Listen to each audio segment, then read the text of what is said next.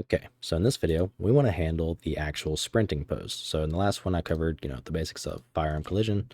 So, when you walk through into a wall and stuff like that, it kind of starts pushing the gun and all that out of the way. Well, now we want to do the actual sprinting. So when I start sprinting, I'm walking and now I sprint. I want it to go to a pose. So these are already set up for, these are like kind of like my general defaults that I give it to where I think it looks decent. But now we just got to figure out how to enable it so we can tweak it.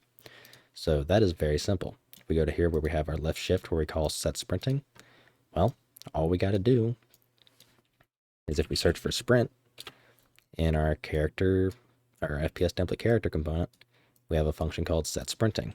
And again, this is replicated. So this will basically toggle the pose in and out. So let's start sprinting. So I sprint, and here I'm now at my sprinting pose. When I let go, I am out of it.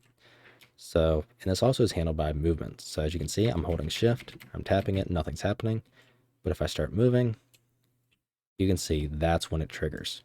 And you also can't do things like aim while sprinting and all that, but when you come back to it, I just found one of our attachments here apparently has collision to it that's messing with the firearm collision. So for example, this will be a good time to fix that bug, and I'll actually do it in the next video. But basically that's what controls you entering in and out of the sprinting pose. So you use that alongside with the sprint call to character movement component, and it'll just kind of function. Like it just works kind of hand in hand together, if that makes sense. So here you can see the third person representation of it.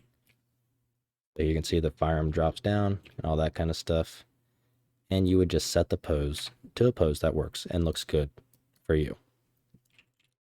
All right, so that pretty much wraps up sprinting altogether. So I will see you in the next video where we fix that little bug there. So I figured that would be a good idea to show you in a full video. So I will see you then.